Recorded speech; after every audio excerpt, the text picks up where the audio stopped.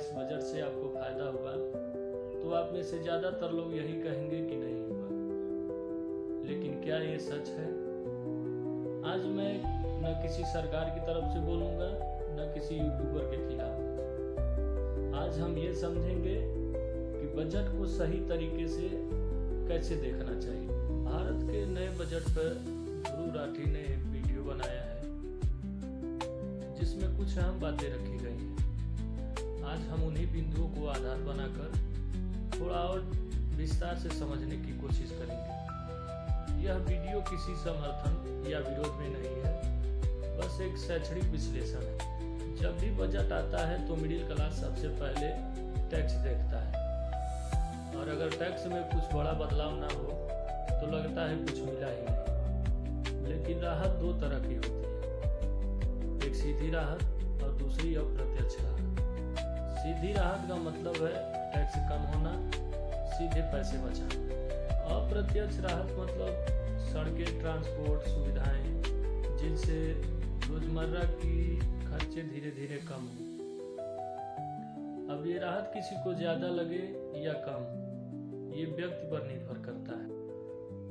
एक सवाल हर बजट में पूछा जाता है कि नौकरियां कहाँ हैं।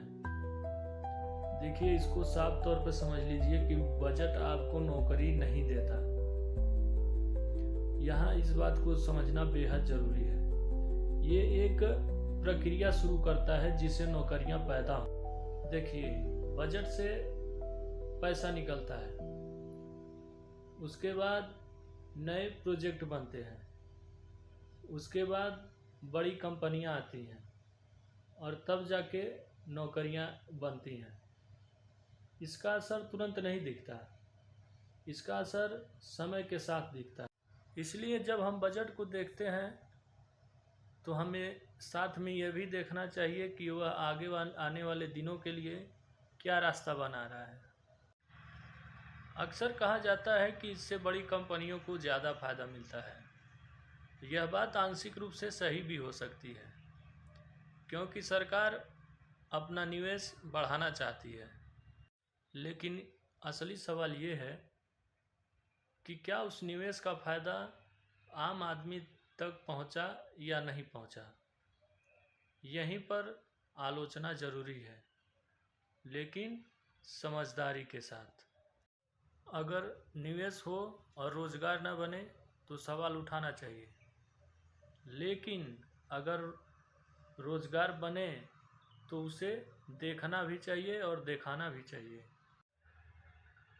कई बार हम सुनते हैं कि डेटा दिखाया गया। डेटा सही हो सकता है, लेकिन उसको दिखाने का तरीका हमारी सोच बदल सकता है। जैसे कि मैं अगर कहूँ कि खर्च 10% बढ़ गया है तो ये छोटा लगता है, और अगर मैं कहूँ कि खर्च 1 लाख करोड़ बढ़ गया है तो ये बड़ा लगता है। डेटा वही है, बस एंगल बदल गया है। बजट अच्छा है या बुरा, इसका फैसला कोई यूट्यूबर या सरकार अकेले नहीं कर सकती। हर वीडियो हमें सोचने का एक तरीका देता है, लेकिन आखिरी फैसला आपको खुद करना चाहिए। देखिए, समझिए और हर बात को एक से ज़्यादा नज़रिए से देखिए।